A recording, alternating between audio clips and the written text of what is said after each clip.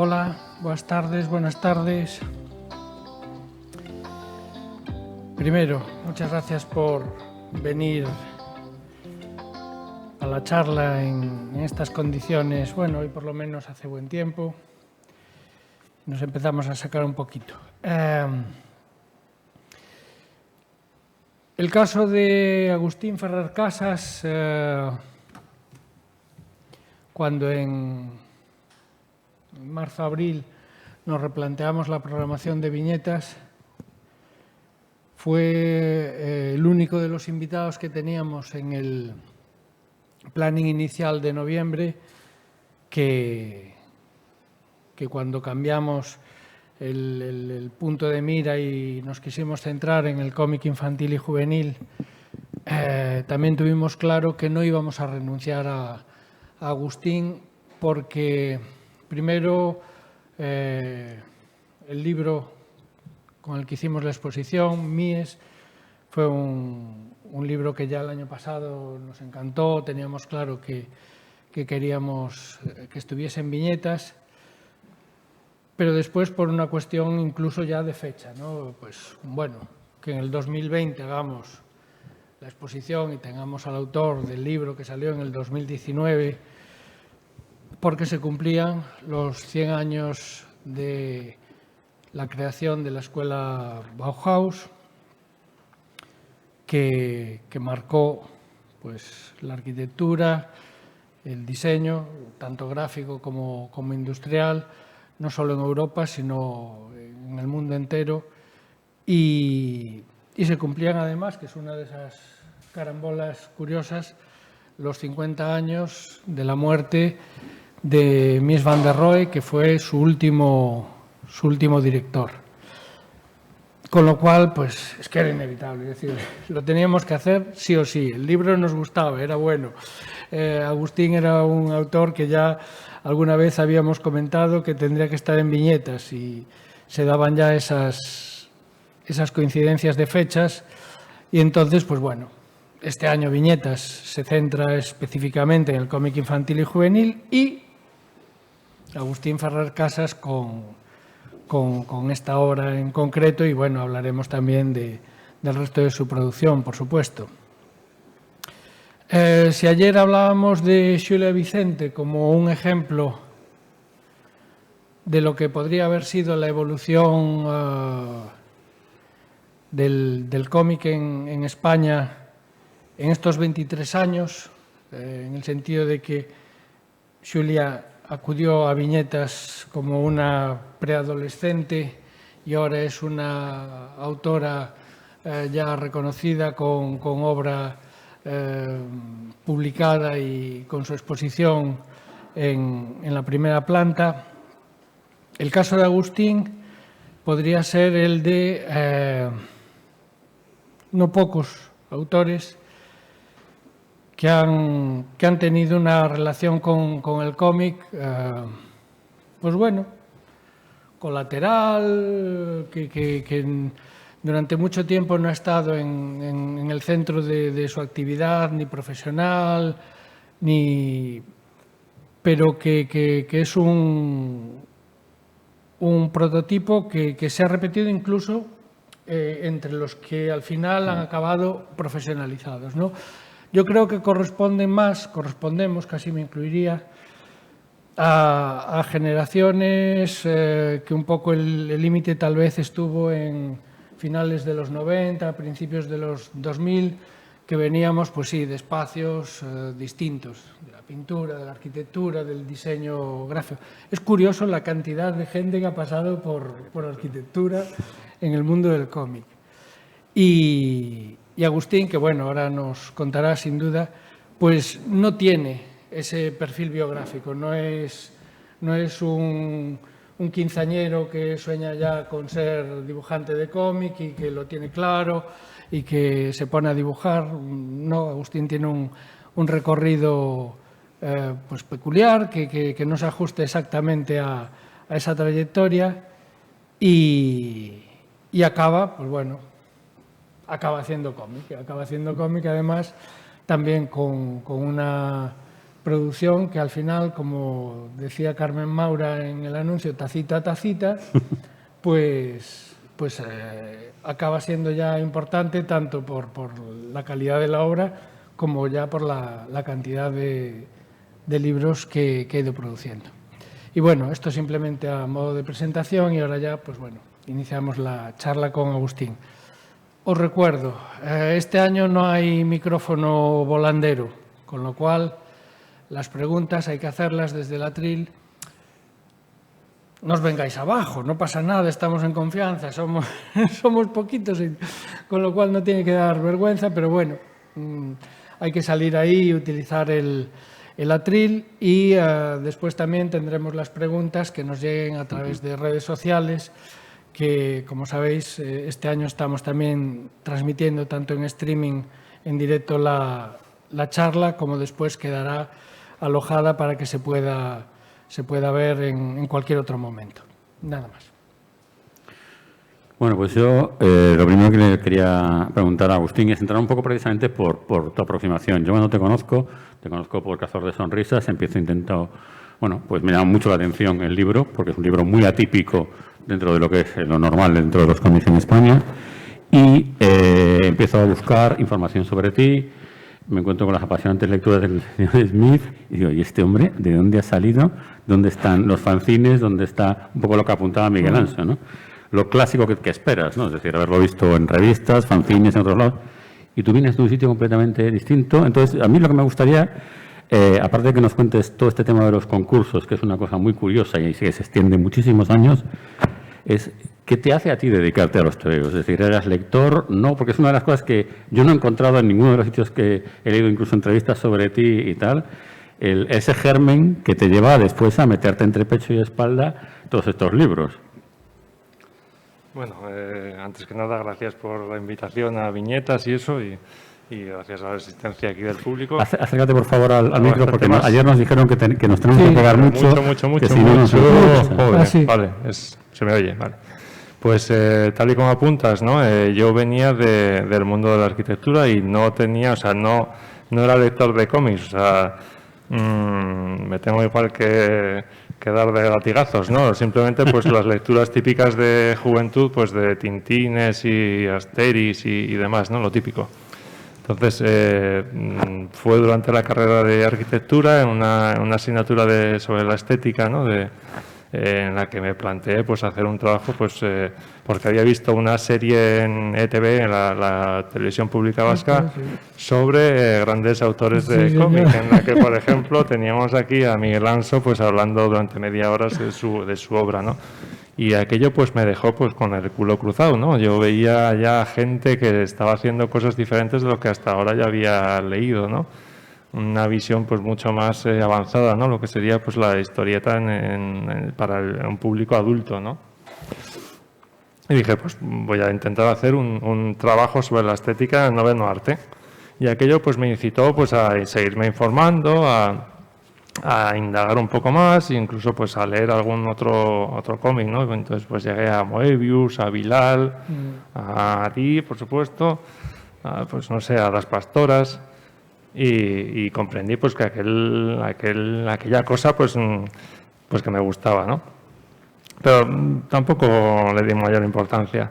Hasta que un día, pues no sé por qué, pues a 30 metros de mi casa se convocó un concurso de cómic y dije yo, pues todo esto que yo he ido absorbiendo, ¿no? A través de esas lecturas recientes, pues voy a intentar plasmarlo en una historia cortita, ¿no?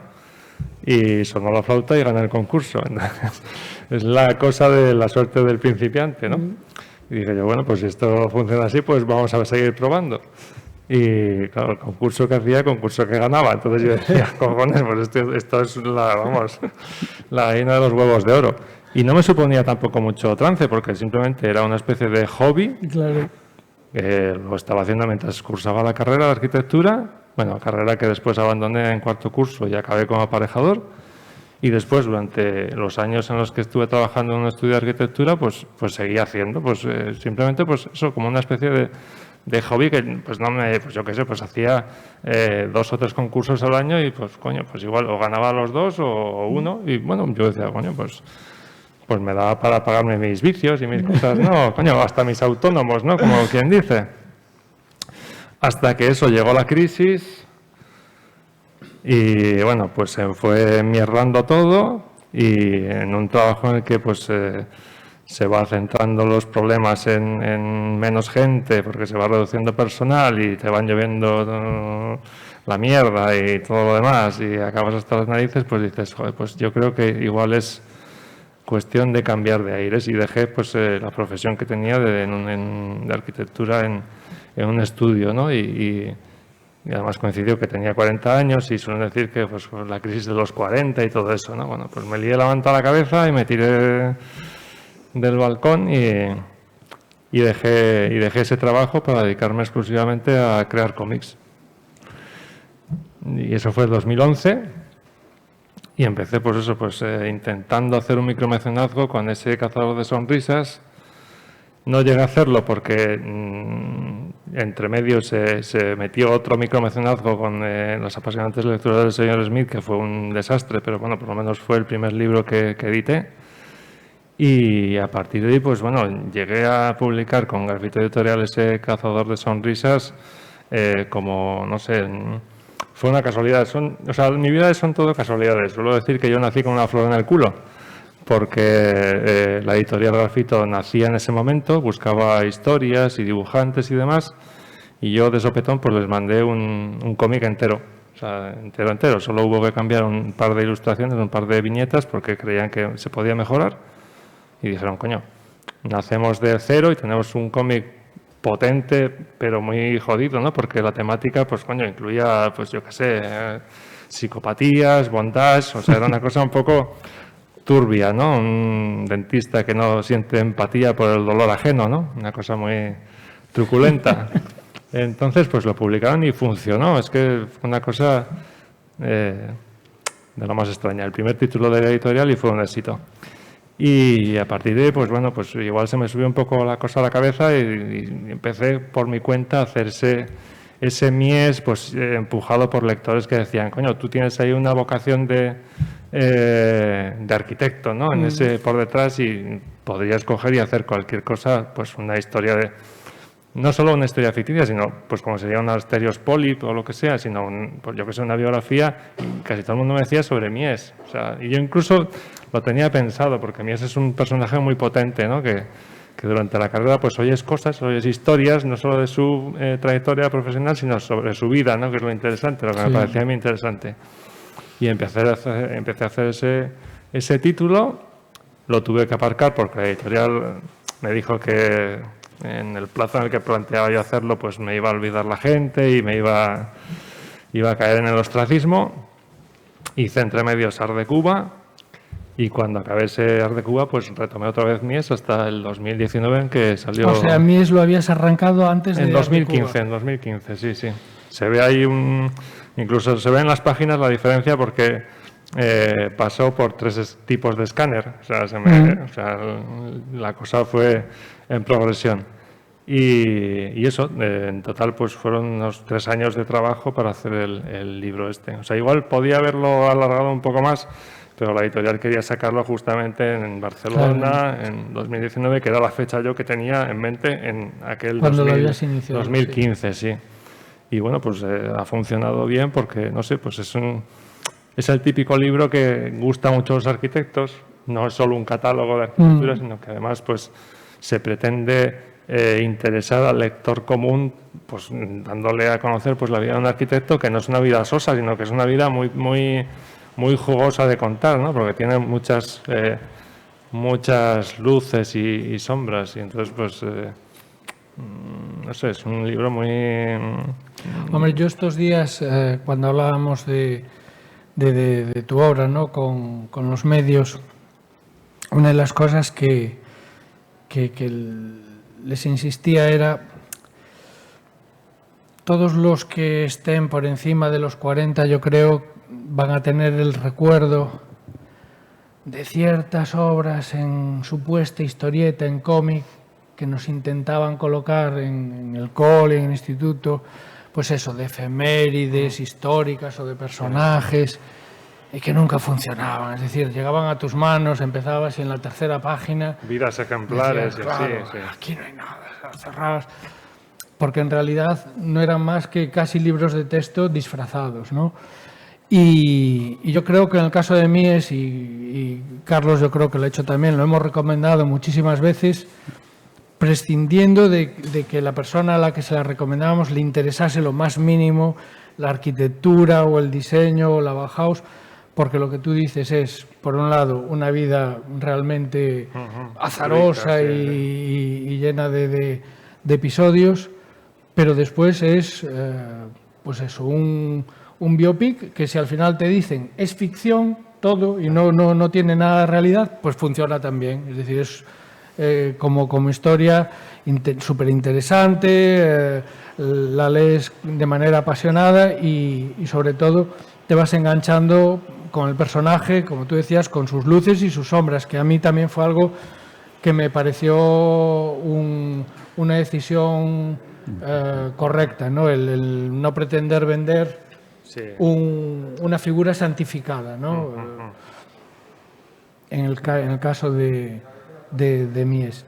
Y entonces, en ese sentido, dices que había ya gente que te sugería el personaje. Tampoco multitudes, pero sí que coincidían. Sí, pero en que la figura de Mies daba para hacer un cómic. Además, casi pues enlazaba con mi estilo de dibujo, que es muy ordenado y muy ortogonal y muy... O sea, en ese sentido sí que funcionaba mejor que un Le Corbusier o un Frank Lloyd Wright. Que claro. Bueno, eso ya cuando sea ya se les tocará. Bueno. Eso no lo cierras, entonces... No, o sea, cierro el tema de Le Corbusier porque me cae fatal. Sí, porque era, pues eso, misógino, ¿no? Antisemita y, vamos, y feo. Y tiene muy buena arquitectura, pero claro, como persona, pues es deleznable, ¿no? Y el Frank Lloyd Wright, pues me atrae bastante, pero tengo que indagar bastante en el tema por todo lo que le rodea, ¿no? Porque ni siquiera se sabe cuántos años tenía, siempre mentía en cuanto a su edad. Entonces, pues si empezamos por eso, pues ya tenemos que hacer una buena investigación. Pero sí, yo creo que a posteriori de los libros que estoy... ¿Y con Mies hiciste mucha investigación a posteriori, quiero decir, a partir de que tomaste la decisión de hacer el libro, o ya tenías...? No, fui encontrando cosas. O sea, fue una experiencia un poco... O sea, yo tenía una primera base, que era un artículo de quien me hizo el epílogo, que es Nacho Zabal Beascoa, la periodista e historiadora del arte, y en el que marcaba igual casi el guión de lo que es el cómic, ¿no? Porque ya has llevado a la misma conclusión que yo estaba llegando siempre, que Mies pues era muy buen arquitecto, pero como persona dejaba bastante que desear, ¿no? En todos esos momentos que tanto se le reprochan, ¿no? Que iba dejando por el camino muchos muertos. Entonces, con esa base yo fui elaborando el cómic y a la vez fui buscando más material documental, ¿no? El problema que tenía es que no lo encontraba. Yo quería encontrar pues una biografía y sabía que existía esto, pero estaba agotada. Pasó el tiempo, la reeditaron y entonces ya empecé a respirar y con esa biografía ya fui elaborando ya más concienzudamente detalles que son pues cruciales en el libro, ¿no? O sea, fue un proceso pues casi como de ir avanzando y venían cosas a mi encuentro, sí. y justamente coincidían que me venían muy bien para insertarlas, ¿no? en el cómic. O sea, y a nivel de trabajo, por ejemplo, ¿sientes que haya influido en algo el personaje en las opciones visuales, plásticas que has tomado? Sí, ¿condicionó de alguna forma? Claro, tampoco podía hacer un cómic que fuese... O sea, mi estilo es mi estilo, no podía tampoco pretender hacer un estilo más depurado, más abstracto, más que a lo mejor le hubiese gustado más al sector de la arquitectura, ¿no? Más en un sentido de análisis de formas, ¿no? Vamos a suponer. Mi estilo era mi estilo y no podía salir de ahí, o sea, no podía hacer experimentos. Y lo que decía, el estilo de Mies, que es muy ortogonal, muy ordenado, muy mínimo en cuanto a esto, pues también se supone que encajaba con mi forma de plantear las historias, ¿no? Y de ordenar pues las propias viñetas, ¿no? Hacer esos intentos de proporciones, ¿no? de cada viñeta. Entonces sí que influenció bastante en la forma de trabajar, sí. Hay una cosa que, bueno, está en mí, es evidentemente porque es biográfico, aunque sabe que tenga una parte de ficción, pero que es constante en toda tu obra, ¿no? Y es, aparte, evidentemente, la presencia de la arquitectura, la cuestión histórica, ¿no? O sea, de todos los lectores les llama la atención la gran documentación que manejas, lo bien que está todo documentado, que parece que estás realmente metido en la época. Hablamos un poco también desde, bueno, Cazador de Sonrisas, Art de Cuba, Cartas de Sergel, un poco cómo es todo ese proceso, de dónde sale el material que manejas, es fotografía, es libros, es películas, si te inventas cosas, no, porque si te las inventas, desde luego, parecen de la época. No. O sea, no me gusta inventarme porque sé que alguno me va a decir, esto está mal, o esto está no sé qué, o qué has hecho, ¿no? O te estás inventando los... No, o sea, voy siempre a cosas seguras que a veces me toman el pelo porque Internet es muchas veces muy erróneo, ¿no? A la hora de buscar algo, pues por ejemplo en Art de Cuba busqué algo sobre... no sé, me equivoqué y tuve que repetir una viñeta porque pensaba que estaba haciendo algo en una ciudad que no era la que... O sea, me la metió Internet directamente, ¿no? Y es a través de eso como voy buscando esa información. Pues por ejemplo en Art de Cuba me compré también una guía de viajes para ir más o menos pues haciendo los recorridos que podrían hacer los personajes, ¿no? Y decir, coño, pues resulta que alguien que va por allá dice, estoy reconociendo pues la bodeguita y justamente enfrente hay una estatua y ahí pues había una chocolatera o lo que sea, ¿no? Ese tipo de cosas. Me gustaba ese tipo de detalles, que incluso me los han comentado. Ahí va, parece que has estado allá, ¿no? Pues no he estado en... Y con el tema del color, porque claro, me imagino que muchas fotos en blanco y negro. Ya. Más con Mies, por ejemplo, en la época de la República de Weimar. No, las fotos que consigo son todas en blanco y negro. Claro. Pues tuve un problemón de la leche porque no sabía de qué color eran los uniformes de la policía, ¿no? Del Chupo. Hasta que descubrí la serie Babylon Berlin, en la que ahí estaba todo documentado y vi que los ternos eran de azul Prusia, ¿no? Pues tuve que volver atrás y pintar en las viñetas esos ternos con esa tonalidad. Pues otras cosas, pues inventiva. Pues muchas veces he encontrado con que alguien decía, pues resulta que Berlín nos parecía en aquella época verdoso por el moho y no, pues entonces tuve que hacer esos tonos que tuviesen esa tonalidad, ¿no? de humedad o de lo que fuese. Salía al paso de improvisación también en algunos casos, sí. Hay una pregunta que ahora aprovechando, bueno, cuando estábamos preparando viñetas yo suelo releer otra vez los álbumes y tal, y que me ha saltado, que no me saltó la primera vez que los leí, y que es una curiosidad que tengo, es un poco extraña, y es, estos 3 álbumes en concreto comienzan con un viaje, y 2 de ellos es un abuelo y un nieto, en un avión. Sí, sí. Hostia, me repito más que el ajo. No, yo quería saber si era porque... Sí. Como algo que decías tú, bueno, esto me da suerte o esto me gusta arrancar así. No, pues tampoco sé decirte, pues no había pensado en eso, joder, pues me has descubierto a mí la... Es que claro, de Alguer, claro, sí, es verdad que empieza igual, un nieto y un abuelo. Es verdad que una nieta y un... Sí. No, pues coincidió, bueno, aquí descubro una cosa que no la he dicho en ningún sitio. Mies pensaba que ese nieto, en vez de ese nieto, hubiese sido un periodista, que le hacía una entrevista en el...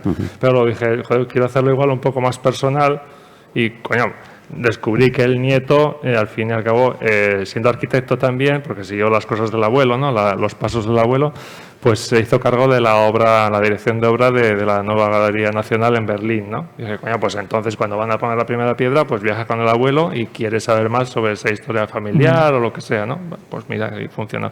Pero no había asociado con el tema este de cartas desde Argel, si es verdad. Y además del avión.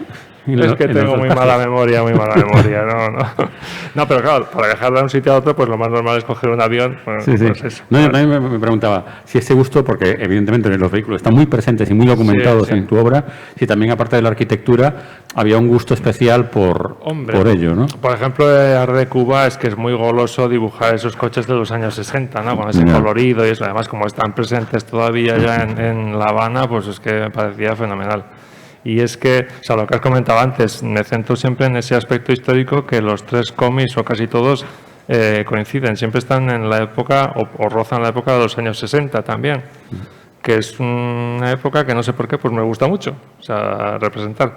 No solo por la estética, sino porque considero que de aquel tiempo estamos sufriendo las consecuencias políticas y geográficas y todo de fronteras, por conflictos mal resueltos. Sí, bueno, en Catástrofe lo dices además. El colonialismo, sí. Eso está, o sea, ahora sufrimos los desastres de aquella época de descolonización, ¿no? De trazar líneas para crear fronteras. Sí, las fronteras que partían, pues, tribus o poblaciones que no tenían nada que ver unas con otras, ¿no? Entonces, pues, eso al final ha generado unos conflictos que los estamos sufriendo hoy en día. Entonces, pues, pretendo también, no solo, ahora me voy a dar de pretencioso o sea, no solo que la gente se entretenga, sino también informar, documentar y que tenga la gente, pues, capacidad de crítica al conocer esos episodios, ¿no? Que siempre intento al final de los cómics, pues, contar, ¿no? En esas breves ahí reseñas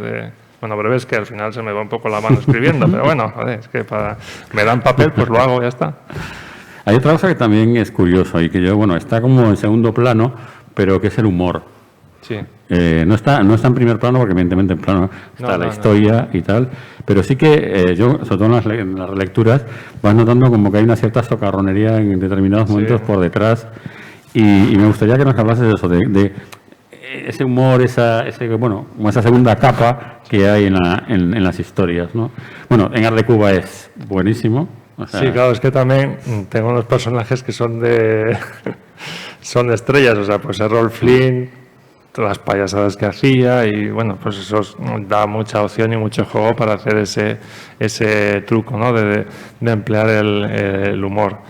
Y luego nosotros, pues sí, por ejemplo en Cazador de Sonrisas, yo suelo decir que es humor de dentistas, ¿no? Es un humor muy cabrón, ¿no? De decir que casi como te va a doler, ¿eh? Pero bueno, has venido aquí, o sea que no te escapes. Y en los otros pues también, o sea, es que siempre me gusta, aparte de que suelen decir que en mis cómics la forma de hablar de los personajes es como muy natural, pues también me gusta coger y darle un pequeño toque de humor, ¿no? O sea, decir, pues no solo va a ser esto serio, doy un pequeño golpe en la mesa y hago que la gente pues por lo menos suba una ceja, ¿no? O se intente reír, vamos, yo es lo que intento, ¿no? Y no sé si lo consigo, yo creo que lo consigo, ¿no? En algunos momentos, pues eso. Pero no son del todo humor. Bueno, las apasionantes lecturas del señor Smith, sí, esas lecturas de retrete, pues sí que son humor, se supone que del malo, pero bueno. Hay una cosa también me gustaría que nos aclarases, porque de Cartas de extranjera hay 2 ediciones, y en esta segunda incluiste varias historias al final, y además incluso una reflexión sobre lo que había pasado después en Argel, etcétera, etcétera. Y me gustaría un poco que nos contases precisamente, que nos hablases de estos extras y por qué. Es decir, ¿por qué exactamente esto? Y no, a mí me llamó la atención. ¿Sabes? O sea, la primera edición fue una edición gratuita que generó Mancha Cómic, porque había esta historia fue ganadora del concurso, entonces pues hicieron pues una tirada de 1000 ejemplares gratuita y bueno, pues fue muy de agradecer y todo eso, ¿no? Porque aún venía gente de no sé dónde y mira, tengo todo esto, fírmamelo, vale, pues fenomenal. Y pues West Indies Publishing Company, que es la editorial de Estonia afincada en Sevilla, pues se ofreció a comprar los derechos y publicarlo, ¿no? Porque le gustaba, o sea, quería tener algo mío, ¿no? Y aparte de publicar el de las apasionantes lecturas, pues quería que es un poco más serio. Pero tenía un formato tan pequeño, pues 48 páginas, que yo dije, coño, pues vamos a añadirle algo más si queréis, ¿no? Y ellos encantados, pues busca algo. Y entonces, como yo soy muy político y muy... iba a decir Abertzale, no soy Abertzale, soy muy de izquierdas, pero entonces dije, pues voy a plantear, así como es esa temática que estaba hablando, pues la descolonización y todo eso, pues historias más o menos relacionadas, ¿no? Pues que saquen los colores, ¿no? al lector. Y entonces por eso incluí una historia verídica, que es la del indiecito la de 1973, que la contó un profesor mío en Carvajal, Javier Carvajal Ferrer, un arquitecto que era nefasto. Bueno, o sea, era bueno, pero era un facha de mucho cuidado. O sea, era el típico tío que decía, yo hice la Torre de Valencia en Madrid porque me entrevisté con el príncipe, o sea, el que ahora es el rey emérito. Y le dije que era una torre que tenía que hacer y que iba a mejorar la imagen de Madrid y no sé qué. Y la gente suele decir, ¿cómo joderías la puerta de Alcalá? Pues poniendo a eje la Torre de Valencia, que es la que hizo él. Y entonces contaba esa historia, ¿no? Él había paseado sus huesos por Chile, en la época en la que pues su ídolo había dado un golpe de estado. Y con unos amigos pues se encontraron con un indiecito de camino y se ofrecieron a llevarlo y el indiecito decía que les preguntaba de dónde eran y ellos le dijeron, pues somos de España. Y entonces el indiecito les dijo, oh, qué gran cultura, nos trajeron la lengua y la fe. Y el tío estaba orgulloso, la patria. Y claro, aquello, o sea, la gente... La Universidad de Navarra es muy así y la gente se le caía la baba y yo decía, esto no puede ser, no puedo estar viviendo yo esto, o sea, esto es un episodio que hay que llevarlo al cómic. Y por eso hice esa historia, que al fin y al cabo le doy la vuelta, ¿no? Y lo manipulo, pues me lo llevo a mi terreno, dando ese aspecto vergonzante, ¿no? de la anécdota. Y el resto de historias pues son de ese tipo, o sea, más en ese sentido político y de intentar sacar los colores, ¿no? Hacer pensar a la gente también, ¿no? De que igual somos un poco responsables de de cosas que pasan en el mundo sin quererlo, ¿no? Pues eso, al pagar nuestros impuestos y esas cosas. A mí me llama la atención, precisamente, que quieras el tema de Argel, porque no es un tema muy conocido en España. Así como Cuba sí que tiene mucha relación. ¿Qué fue lo que te llevó a...? Pues conocí la historia de que así como había mucha... O sea, la colonia principal los colonos principales en Argelia eran los franceses, los Pieds Noirs. Pero había una colonia muy importante en Orán de españoles. Y en el momento en el que se produjo la descolonización, esos españoles también abandonaron Argel y acabaron en, me parece que Alicante y por ahí. O sea, fue una colonia igual menor, pero de la que no hay constancia y que también emigró, ¿no?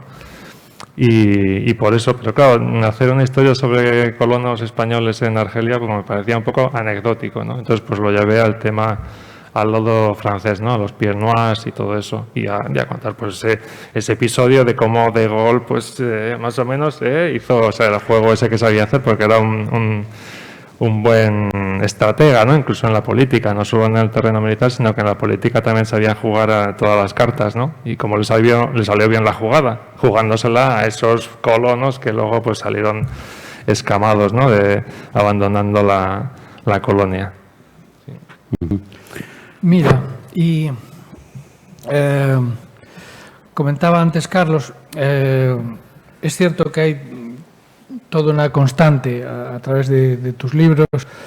En general, por ejemplo, llama la atención que los fondos están siempre muy cuidados, documentados, pero además trabajados de manera, pues eso, muy minuciosa. En Mies, claro, especialmente. Por ejemplo, en Cazador de Sonrisas, que hay construcciones, pues bueno, sobre todo de esos espacios cerrados, pues bueno, con perspectivas centrales, acusadas y tal. Pero bueno, digamos que pueden ser construcciones más estrictamente narrativas.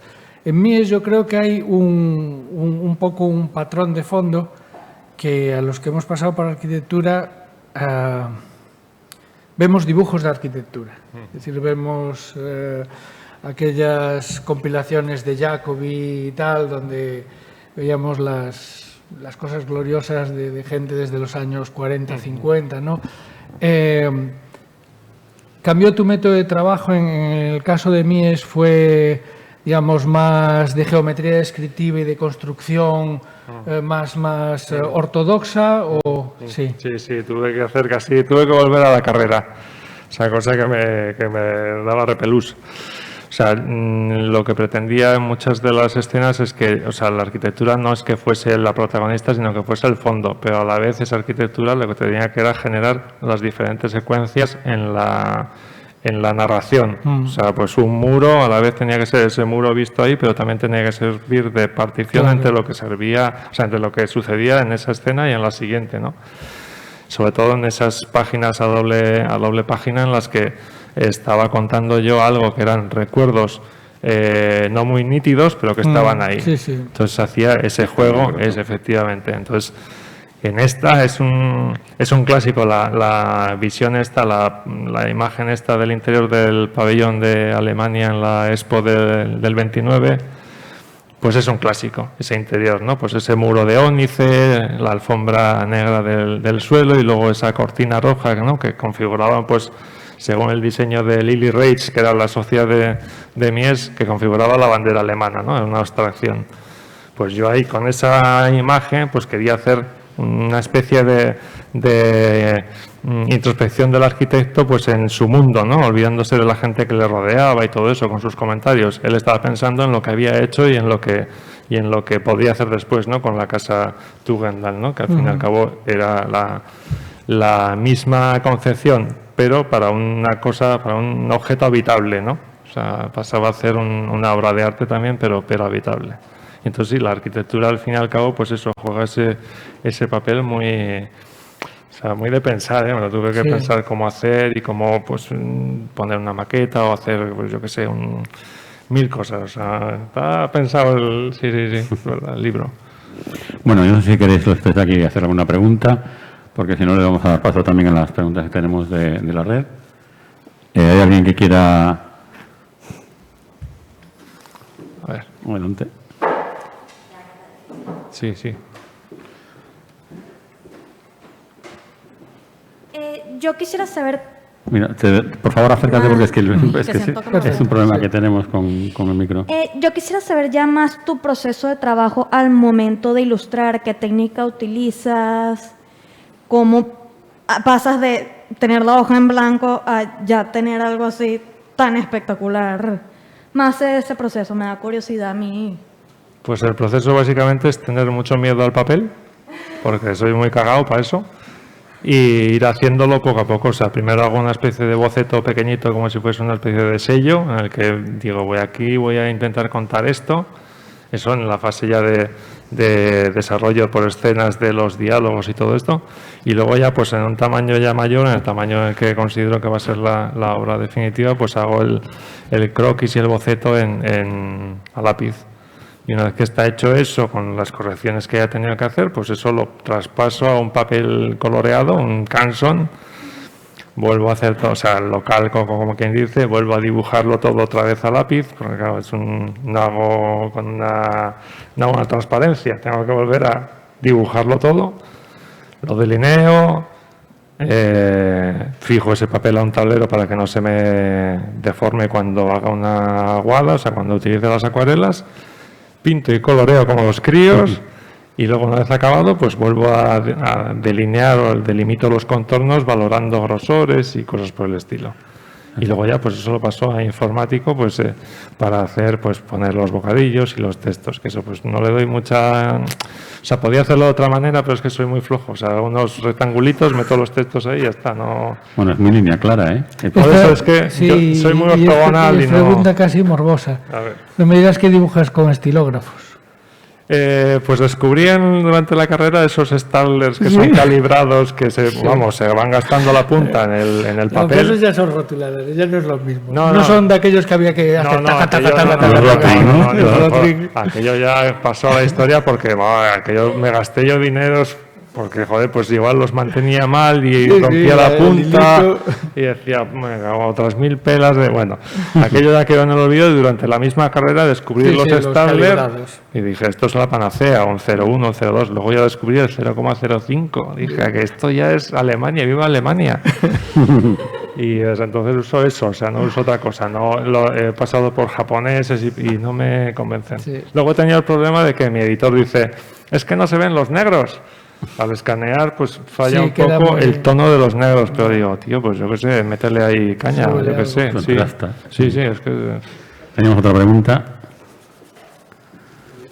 ¿Podrías hablarnos un poco de las apasionantes aventuras lecturas del señor Smith y por qué lecturas y no aventuras? No, pues porque a ver, el libro es una gamberrada, o sea, sabía que iba a ser una tomadura de pelo, o sea, tanto desde el punto de vista editorial hasta el resultado, entonces quise hacer el mínimo trabajo, el mínimo esfuerzo, sí, o sea, no entinté, simplemente hice las lápidas, las hojas muy bien a lápiz, o sea, de una sola vez, sin calcar nada ni nada. Esas páginas era la página y empezaba en esa página y esa era la página final. Las escaneaba, le subía un poco el tono para que fuese negro y patapum, para adelante. Y esas historias pues eran historias muy cortitas, de 4 páginas o 6 o lo que sea, que pues se entrelazaban entre ellas, una continuaba con la siguiente y eran pues simplemente las ensoñaciones de un cazatalentos literario que pues tenía que escarbar entre todos los ensayos y todos los libros que les mandaban a la editorial para encontrar pues un bestseller o una obra maestra, ¿no? Para que fuese un éxito editorial, ¿no? Pero que a la vez al vivir tanto esas lecturas, pues ese cazatalentos, pues su alter ego se metía demasiado, ¿no? En esas lecturas y pues empezaba a hacer evocaciones y ensoñaciones, ¿no? Que, o sea, el tío, se dormía leyendo y empezaba a soñar y se desmadraba. Y casi siempre pues acababa en alto, ¿no? Todo. Tenía un puntito con las porritas del señor López. A mí Sí, eso. Me dijeron después que al final ese estilo de picantón, ¿no? Y a la vez glamuroso, ¿no?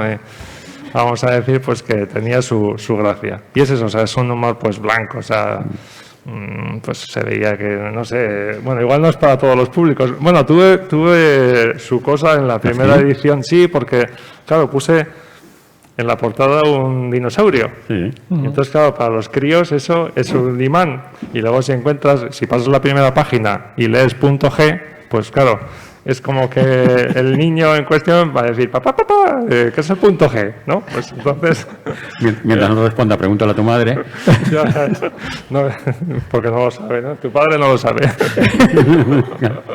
Pues eso, esas eran las lecturas del señor Smith. O sea, un libro para pasar el rato, entretenido y demás. O sea, es un libro de lectura fácil y de risa tonta.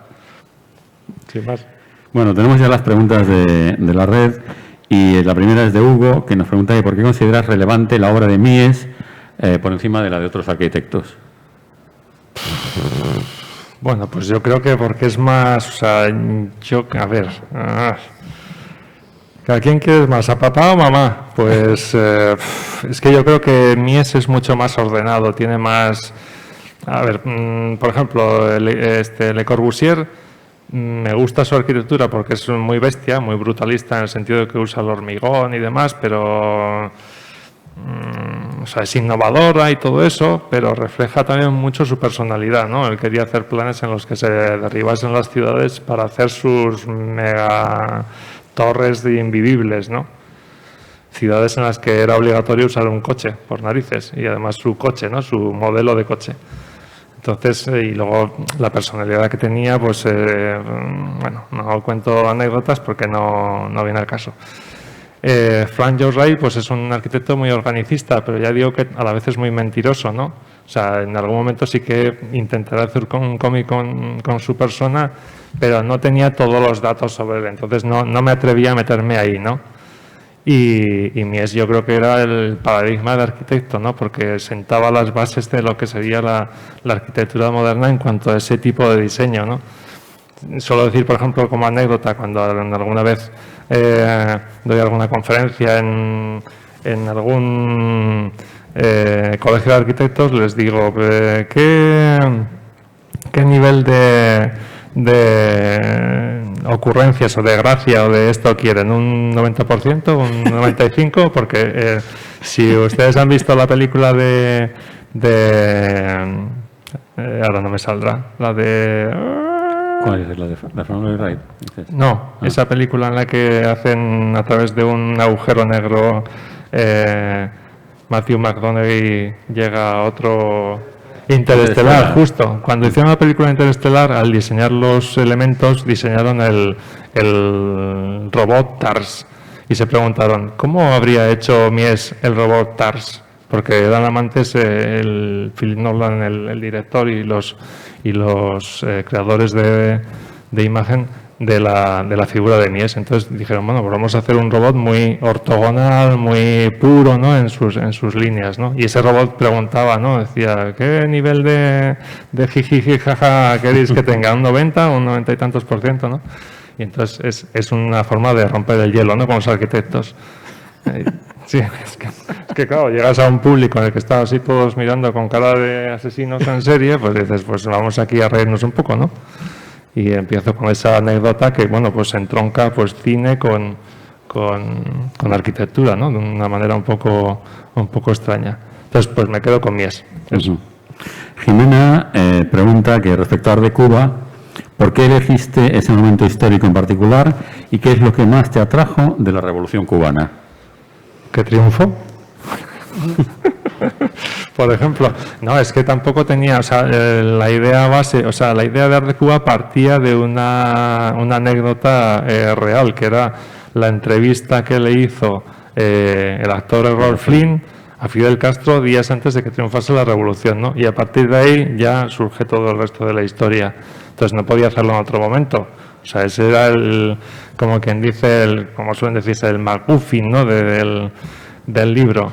Y luego a partir de ahí, pues ya contar pues no en modo panfletario ni nada por el estilo, pues las razones por las que alguien se mete en semejante fregado para hacer una revolución, ¿no? Que es combatir las injusticias y demás. O sea, nadie se echa al monte a riesgo de que le peguen un tiro o que lo bombardeen con napalm por nada, ¿no? Sino porque, yo qué sé, porque la población sufre de hambre, analfabetismo y miseria, cuando resulta que en la capital el dinero de la mafia está surtiendo pues, todos los vicios de un dictador, ¿no?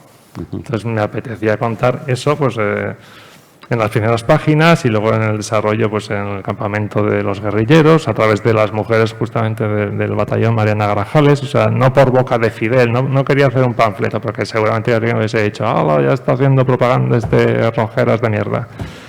Quería hacerlo de una manera más cercana al público, ¿no? Más, pues, como digo, de manera casi docente, ¿no? Sí, bueno, en realidad el vehículo es el fotógrafo. Sí, por eso. Entonces es el que es el testigo de todo lo que ocurre. Luego testigo y víctima a veces. Sí, víctima porque las pasa putas y es un tío engañado y todo eso, sí. ¿no? Pero al final es el vehículo para contar la historia y luego servir de homenaje a ese héroe no tan conocido que fue Camilo Cienfuegos, ¿no? Y darle esa segunda oportunidad de vida en el cómic. Hablando de esto, la siguiente pregunta es de Frank. Dice que ¿por qué consideras importante acercarte más al Mies humano, en este caso en tema de Mies, que a la figura histórica? Es decir, sabe que es una constante también en todos tus libros, ¿no? Bueno, es que claro, yo pensaba, o sea, considero que si se conoce la vida de una persona se puede después determinar qué es lo que después ha hecho, ¿no? O sea, Mies era muy aficionado a la filosofía, pero era poco ético.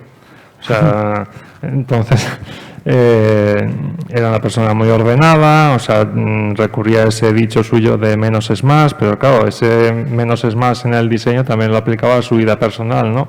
Iba dejando de lado, buscando esa libertad creativa, pues iba dejando de lado a su mujer, a sus hijas, a su amante y socia, abandonándolas en la Alemania nazi, justo cuando iba a empezar la Segunda Guerra Mundial. O sea, ese tipo de cosas, pues yo creo que marcan a la persona y él igual no se daría cuenta, pero eso tenía que al final que reflejarse de alguna manera en su arquitectura también. Y me apetecía contarlo para que no fuese simplemente un catálogo de obra de un arquitecto, sino para contar lo que me interesaba. O sea, la arquitectura simplemente es el fondo o el trasfondo de la historia, el escenario, ¿no? Pero yo quería contar las vicisitudes de esa persona, ¿no? Darle al final el formato humano, ¿no? O sea, humanizar al personaje. No, el personaje se entiende muy bien y es tremendo el ir viendo cómo sucesivamente va quemando. Sí, etapas. Al final es lo que va diciendo, o sea, voy rompiendo, ¿no? Etapas de mi vida para evolucionar, ¿no? Pero claro, esas etapas al final dañan a la gente que le rodea. Bueno, pregunta Berta si es cierto que nunca has estado en Cuba y si lo es, ¿cómo has logrado que nos podamos meter en la isla con tanto detalle? ¿Te asesoraron cubanos o personas que hayan estado o vivido en la isla? No, que no he estado y no, ahora no sé, ya como ya no está Fidel, pues no sé. No he estado, pero lo que digo, pues a través de internet, de guías de viajes y demás, pues sí que me he documentado para hacer lo más real posible ese entorno. O sea, y aparte que La Habana, por ejemplo, no ha cambiado mucho en 60 años, o sea, sigue siendo igual, está, vamos, como la dejaron ahí a su suerte. La siguiente pregunta es de Toño y dice, después de tu experiencia con Mar de Cuba y Mies, ¿qué consejo darías a quien se quiera embarcar en un cómic histórico? Que no se meta. No lo sé, o sea, pues que se documente mucho, que le guste mucho la historia, que quiera contar algo interesante. No lo sé, es que depende de la temática que quiera contar, o sea, yo por ejemplo, me pasas del siglo XX hacia atrás y igual me pierdo. O sea, yo tengo que tener un pie en el siglo XX, ¿no? Porque me interesa ese tipo de cosas, o sea, a mí lo que pasó en la época de los romanos, pues bueno, está muy bonito y eso, pero no considero que es más interesante conocer lo que pasó hace pocos años, porque eso es un reflejo de lo que está ocurriendo ahora, ¿no? Siempre tendremos a tropezar siempre en la misma piedra, ¿no? Y eso pues, me parece bonito ahí marcarlo para que la gente pues tenga esa lectura, ¿no? y aprenda un poco. Entonces, consejos, pues no sé, documentarse mucho, apasionarse por esa época en concreto, no sé, que la historia sea buena, no sé. José, desde Facebook nos pregunta si le has hecho llegar tu cómic de Mies a Dick Lohan, su nieto. Pues no, se lo hice llegar a Phyllis Lambert, que es por la que se hizo el Seagram Building ahí en el edificio Seagram ahí en Nueva York, pero a su nieto no quiero tentar la suerte. No, porque ya me los conozco, que a una vieja le cae en Estados Unidos una lata en la cabeza y te pone una demanda de 3 pares de cojones. Entonces paso de que le diga, mira lo que he hecho de tu abuelo. Es que está vivo, o sea, tiene 80 y tantos años y no quiero que le dé un tabardillo. Bien, la siguiente pregunta es de los nuevos y les pregunta: Argel, Cuba, Florida, ¿alguna historia en España? Juan Carlos de Borbón. No, para eso que lean el de Primavera sobre Madrid, porque es que son cosas muy locales, entonces sí que el cómic que estamos haciendo ahora desde Grafito versa sobre un hecho histórico que fue el traslado que se hizo de las obras del Prado a Valencia para protegerlas durante la Guerra Civil, y en ese trasfondo pues un intento de robo de una de esas obras, ¿no? Entonces, pues eso será lo más cercano que haga algo en España. Tampoco es que tenga yo mucho interés en reflejar la historia de España actual, o sea, si es que abrimos la ventana y lo estamos viendo y sufriendo, o sea que ¿para qué hacer malas leches? No, pero es cierto que el cómic de Magius es muy bueno, ¿eh? Por eso, o sea, entonces pues ahí tienes todo, o sea, no hay más que ver las últimas viñetas, o sea, lo que casi nos espera, ¿no? Por un Fernando VII renacido. Bueno, y tenemos una pregunta más, que es de José, que dice: por el orden del libro, se refiere a Mies, parece que todo encaja perfectamente y está muy organizado. ¿Eres así en progreso creativo? ¿Empiezas a dibujar con un guión perfectamente cerrado? Pues no. Soy totalmente anárquico para hacer los cómics, o sea, tengo la idea muy clara en la cabeza, pero no me aburre muchísimo tenerla que representar toda en papel a través de un guión ahí totalmente desarrollado. Me aburre mucho. Entonces, lo que suelo hacer es una especie de sinopsis en la que está explicado más o menos el cómic. Ahí veo más o menos cuántas páginas me va a ocupar cada escena, y una vez que me meto en ese proceso de crear esas escenas como si fuese un proceso de rodaje de una película, pues desarrollo muy bien esos guiones, pero muy bien, o sea, me los curro mucho y ya hago esas 4, 6, 8 páginas y no hago más.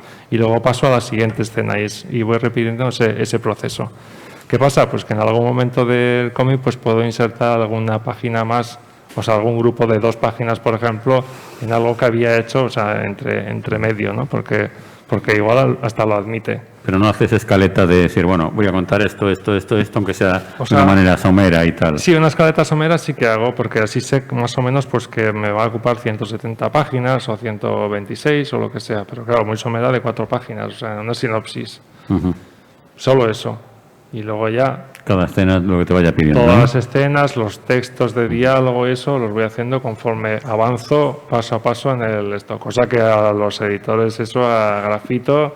No, eso te iba a preguntar yo ahora. ¿Cómo es la relación con el editor? Cuando le dices, bueno, va a ser un libro de 120, 170. Sí. No, o sea, al principio no apostaron para nada con Mies porque veían lo típico de un libro sobre arquitectos, ¿eso a quién le va a interesar? ¿No? O sea, eso es una cosa como... eso es una ocurrencia tuya. Acércate un poquito más, por favor. Eso es una ocurrencia tuya, o sea, no te vas a dar un tropezón de mucho cuidado, ¿no? Y por eso me recomendaron abandonarlo y hacer Cuba, ¿no? Pero conforme vieron que había feedback de gente que decía, ¿cómo vas con Mies? O sea, avanza, o venga, acábalo, o lo que sea, ¿no? Pues se dieron cuenta de que podía tener un filón, o sea, de que había gente que tenía interés, ¿no? Lo único que había que buscarla. Ese era el problema. En este caso, en este libro, hemos buscado a los posibles compradores, ¿no? Y luego ha sido ya un boca a oreja. Entonces, el tema es jodidillo, ¿eh? O sea, hacer un tema sobre un arquitecto, porque todo el mundo, pues cuando ve por televisión, pues series sobre policías, urgencias, abogados, pero una serie sobre arquitectos todavía no he visto yo ninguna, porque parece que es una sosez. Bueno, películas ha habido, ¿eh? Sí, pero Está vamos, El Manantial, una está- proposición indecente o algo por el estilo, ¿no? No, El Manantial. Sí, pero vamos, era una película casi de culto de la época de... Pero después... La panza del arquitecto. El vientre, Tiene el huevo. vientre. Sí, arquitecto. Peter Greenaway, o una de Charles Bronson, en la que hay un arquitecto que reparte justicia. O sea, no, quiero decir que no es un tema muy recurrente para representarlo. O sea, no gusta eso de ver a un tío sobre un tablero haciendo planos. O sea, porque parece que, joder, pues un plano, otro plano, una casa, un no sé qué. También tienen vida interior, entonces eso era lo interesante, ¿no? Como si fuese una especie de disección, ¿no? de esa vida, enseñársela a los demás, ¿no? Al final es que es una especie de cotilleo, ¿no? O sea, es un anecdotario, no ya anecdotario, pero sí es una especie de mostrar, ¿no? las interioridades, y eso era lo interesante, consideraba. Una cosa que también llamó la atención cuando apareció a mí fue el cambio de formato, tanto por la tapa dura como por el tamaño, que se alejaba un poco del estándar de la novela gráfica. Entonces, yo quería preguntarte si las siguientes obras las vas a continuar en este formato un poco más grande. La verdad es que Mies se agradece, Sí. porque se puede apreciar mucho más todo el trabajo de arquitectura y de tu dibujo. Y si has pensado en reeditar, porque bueno, yo creo que también se agradecería. No, o sea, las por lo menos reediciones, alguna- sí, estas, o sea, tampoco van a tener mucha más vida las de Art de Cuba y Cazador de Sonrisas, porque, bueno, las ventas pues son las que son. Pero sí que las publicaciones de esos libros en Francia sí que se han hecho en formato un poco más grande, porque claro, es el volumen, el álbum francés, ¿no? Las que aparezcan, los nuevos títulos que aparezcan en grafito con mi nombre ahí en la tapa, seguramente sí que serán de formato ya tapadura y demás, ¿eh? O sea, porque, bueno, pues ya tienen una confianza en lo mío y saben que a la gente le gusta y eso. Sí. Y una cosa que también, que antes la apuntaba Miguel Anxo, que era en el cambio en mí, es ese, para mí hay un salto narrativo en la manera de contar con respecto a los álbumes anteriores, que son como, tú decías, más línea clara, ¿no? Más, la página se divide en X viñetas y tal, pero aquí se rompe con panorámicas, con viñetas superpuestas sobre un mismo espacio.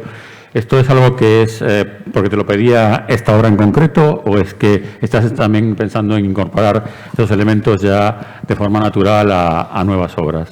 No, o sea, es un ejercicio que, vamos, me dejó un poco seco, sí, porque yo quería representar 3 estadios en la narrativa del libro, ¿no? Por un lado, ese viaje en avión, que más o menos son viñetas normales y corrientes, porque no salen de los cánones de lo que sería un cómic.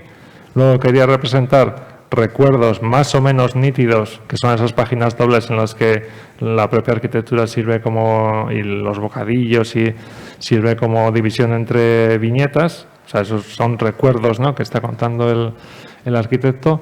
Y luego ya, por último, unas viñetas en las que las calles entre viñetas son oscuras, ¿no? Y esos son recuerdos nítidos, pero que el arquitecto no quiere llegar a contar, ¿no? O sea, que digamos que son como resquemores, le pesan, ¿no?, en la memoria, y por eso esas sí que conservan también el formato de viñeta clásica, ¿no?, con sus calles y demás. O sea, son 3 tipos de flashbacks, o sea, uno presente y dos pasados que se mezclan. Además, es jugar con la memoria en el sentido de que la memoria no, hay veces que nos juega la mala pasada de que no es lineal, ¿no? Recordamos una cosa y a continuación viene algo de más atrás, ¿no? Porque algo nos ha chocado. Entonces, pues es un juego continuo de flashbacks, ¿no?, de que van enlazando una cosa con otra. Bueno, podríamos seguir hablando mucho, lo que pasa es que parece que se nos echa el tiempo encima. Miguel Anxo. Sí, no. Yo, por un lado, agradecerle a Agustín que nos haya cedido esta exposición estupenda. Si no la habéis visto, os animamos a que os acerquéis por la sala del Palacio Municipal en María Pita, porque es realmente interesante, bonita. Tiene además muchísimo material del proceso de trabajo, de producción, que está entre el cómic y el dibujo de arquitectura, muchos de los pasos previos, y realmente vale la pena. Y por otro lado, pues volver a decir lo que os comenté, ¿no? Que es muy interesante ver cómo el mundo del cómic ha ido fagocitando muchísimas aportaciones. Ha habido siempre un canal principal que va recogiendo toda una tradición que tiene ya más de un siglo, pero se ha ido enriqueciendo con la aportación de mucha gente que ha venido de los laterales, y el resultado siempre ha sido mejor. El mestizaje está claro que enriquece, que ecológicamente es una apuesta ganadora, y en el caso de Agustín, pues nada, felicitarnos de que haya reducido su presencia en el mundo de la arquitectura y de la docencia, porque ha sido también profesor durante bastante tiempo, y que ahora pues nos regale sus libros estupendos. Yo particularmente quedo esperando el de Frank Lloyd Wright, que me tocaba más el corazoncito también que Le Corbusier. Y pues eso, agradecerle la exposición, que se haya venido hasta aquí, que este año ha sido especialmente meritorio, y a vosotros, pues eso, agradeceros el que hayáis compartido con nosotros este ratito esta tarde. Muchísimas gracias.